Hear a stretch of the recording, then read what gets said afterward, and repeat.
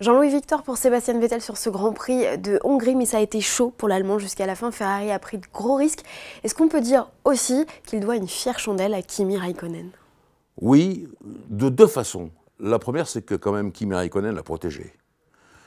La deuxième chose est que Kimi ne l'a pas attaqué non plus vraiment, car la leçon de cette histoire, c'est que c'était Raikkonen qui était le plus rapide, et d'ailleurs, Vettel l'a parfaitement reconnu. Mais qu'est-ce que vous voulez faire? C'est pas Ferrari qui va intervenir à partir du moment où Vettel est en tête. C'est le champion de la Scuderia. Et bon, on sait très bien qu'au classement des constructeurs, qu'on soit 1 et 2 ou 2 et 1, c'est la même chose. Donc Ferrari n'est pas intervenu là-dessus. Mais Kimi a fait une très belle course. Et je le répète, il a aussi aidé à protéger Vettel des attaques de Mercedes, ce qui n'est pas la moindre des choses. Moi, je trouve qu'il a été formidable, Kimi. Du côté de chez Mercedes, il y a aussi eu un peu la même configuration entre les deux pilotes. Ce qui est surpris, c'est cette image de Valtteri Bottas qui laisse passer Lewis Hamilton, et Lewis Hamilton qui, à la fin de la course, lui rend sa place. Il peut perdre gros quand même d'ici la fin du championnat. Oui, ça c'est vrai. Ça c'est vrai, mais tout de suite, il faut clore ce chapitre. Il rend la place à Bottas, et peut-être que Bottas, vers la fin du championnat, lui rendra un service plus important. Néanmoins, ce que je vois là-dedans, c'est que Mercedes a couru à l'ancienne, du temps, vous savez, des grands managers comme Neuboer ou chez Ferrari, les grands stratèges. C'est-à-dire que Bottas n'arrivait pas à passer Raikkonen, n'arrivait pas à les attaquer vraiment. Qu'est-ce qu'on fait? On envoie Hamilton à sa place. Et ça, c'était bien vu, surtout qu'Hamilton n'avait pas eu de radio depuis le début du Grand Prix. Et quand il en a eu une finalement, il a dit déjà, dans le premier relais, mes pneus étaient excellents, et là, mes pneus sont aussi excellents. Alors qu'à cela ne tienne, on va laisser Bottas de côté, tu vas passer à l'attaque. C'est ce qu'il a fait, et puis ça a été sans succès. Il a essayé, pourtant à un moment donné, les gens disent « ouais, c'était un Grand Prix pas tellement intéressant ». Quand il y avait derrière Vettel, Raikkonen et Hamilton avec le DRS ouvert, franchement c'était très chaud. Ça n'a pas fonctionné, et donc Hamilton laisse repasser Bottas. Un, il sort grandi parce que tout le monde a apprécié son geste, et deux, il parie sur l'avenir. Peut-être que lui, je le répète, aura besoin de Bottas pour la fin du championnat. Donc tout ça, c'était parfait. Mais ce que j'ai apprécié, c'est la course des Mercedes, qui ont essayé de faire tout ce qu'elles pouvaient pour démolir le Ferrari. Ça n'a pas marché, mais enfin, il faut ça quand même dans la course automobile. Du côté de chez Red Bull Racing, il y a eu un petit peu de grabuge aussi. Ce qui est dommage, c'est que Max Verstappen est hyper compétitif. Il avait une très bonne stratégie, mais pourquoi systématiquement veut-il montrer les gros bras au départ? Et là, pour le coup, il sort son équipier. Et oui, ça c'est une bêtise, parce que ça c'est payant de tous les côtés. Premièrement, Ricciardo abandonne. Deuxièmement, Verstappen prend 10 secondes, ce qui est passablement difficile à remonter s'agissant d'un Grand Prix de Formule 1. En l'occurrence, donc, voilà, c'est fichu. Et c'est là que je regrette, effectivement, que Verstappen, qui aurait pu faire des choses formidables dans ce Grand Prix, parce que lui, peut-être, aurait pu aller chercher au moins une Mercedes, eh bien, ça n'a pas fonctionné.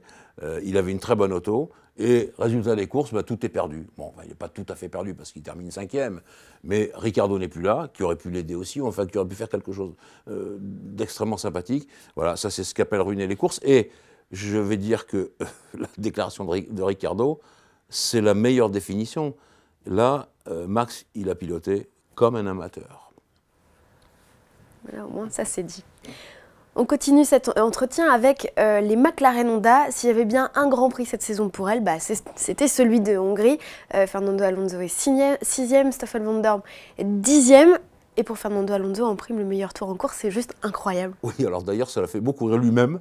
Il dit ça, c'est assez surprenant, on ne s'y attendait pas du tout, mais enfin bon, peu importe, il est là, il est là. Le meilleur tour en course, c'est vrai. Ça prouve quand même que le moteur, bah, c'est un moteur, dès qu'on ne demande pas grand-chose, il marche. C'est dans les grands espaces que le moteur Honda a des difficultés.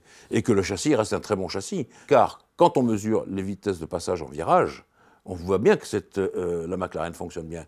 Et là, sur ce circuit qui est sinueux, qui demande des qualités de maniabilité, elle est également là, la McLaren. Donc, je le répète, c'est un très bon châssis. Les vacances vont peut-être nous apporter des choses tout à fait nouvelles sur le plan des moteurs. Je ne sais pas ce qui va se passer, mais je vois le tremblement de terre arriver. Et donc, on verra ce qu'il en est. Mais pour l'instant, bon, c'est bien pour Fernando, qui d'ailleurs était très heureux, décontracté, vive les vacances. Et puis c'est bien pour Van Dorn, qui a été à la peine souvent en début de saison. Des noms d'oiseaux ont fusé entre Nico Hülkenberg et Kevin Magnussen. Kevin Magnussen qui perd 2 points sur son permis et qui a eu 5 secondes de pénalité. Jean-Louis, est-ce que ce sera suffisant pour calmer ses ardeurs? Alors dans cette affaire-là, ça prouve déjà dans l'échange qui s'est produit le niveau de Magnussen. Bon, voilà, déjà, bon, bah, il a signé sa déclaration, il se la garde, tout le monde l'a remarqué. Ça, pas bien. La deuxième chose, c'est Hülkenberg. Hülkenberg, quand même, quelque part, il sait devant lui que c'est Magnussen. Il doit faire attention à ça. On sait que l'autre, il conduit, je ne veux pas être injurieux pour les bouchers, mais il conduit comme un boucher. Tout le monde le sait. Et donc, Hülkenberg, en premier, le sait aussi. Et il se laisse avoir. Ce que je veux dire en conclusion, c'est que moi, je n'aime pas ce genre d'affaires parce qu'un jour, ça prend de l'ampleur. Et on ne sait jamais ce qui va arriver, ce qui peut arriver. Alors, je pense à Jean Todt, président de la FIA, petit par la taille, mais très grand par l'autorité. Il devrait se préoccuper de ce problème-là et de ces réflexions vraiment malvenues, d'une vulgarité totale, qui n'ont pas leur place en Formule 1. Et donc, je pense qu'il faut calmer les ardeurs des uns et des autres et peut-être faire la leçon à Magnussen. Mais attention, il y a Sainz est dans le même cas. Et vous et moi, Géraldine, on a déjà beaucoup parlé. Et on voit que ça continue. Donc, attention. Parenthèse endurance à présent, Porsche a annoncé vendredi qu'il allait quitter le LMP1 à la fin de la saison 2017. Le championnat d'endurance et notamment la catégorie Rennes fait pas le figure. Jean-Louis, est-ce que vous pensez qu'il y aura une suite à donner à ce championnat ou est-ce que tout va changer pour 2018? Bien, moi, je crois déjà qu'il y a une part, je vais dire, de légèreté du côté du championnat du monde d'endurance qui n'a pas prévu ce cas de figure. Et normalement, quand on est censé être un stratège et voir l'avenir, on devrait prévoir ces choses-là. Voilà qu'on se retrouve effectivement avec une seule équipe Toyota, dont on n'est même pas sûr qu'ils vont rester, puisque Toyota, ils disent souvent qu'ils veulent se battre contre quelqu'un. Donc ça, c'est très pénalisant. On va peut-être se tourner vers un championnat LMP2. Maintenant, ce que je vois au-delà de tout ça, chère Géraldine, avant les vacances, c'est que c'est la Formule électrique qui ramasse la mise. Mercedes, Porsche, BMW qui reprend les commandes, ça fait beaucoup.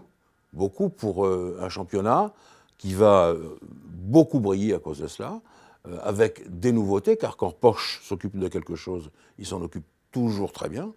Donc ça, c'est très très intéressant. Ça donne un écho terrible à la Formule électrique. Et en attendant, ben voilà, je vois que le WEC et Le Mans, surtout un peu le bec dans l'eau. En conclusion, je m'aperçois que les constructeurs allemands arrivent à grands pas dans la Formule électrique, que ça c'est très significatif. Et que je crois que là, ça va être au détriment, bien peut-être de cette course d'endurance qu'on aime tous, notamment les 24 heures du Mans, mais qui intéresse peut-être de moins en moins les constructeurs et surtout les grands constructeurs.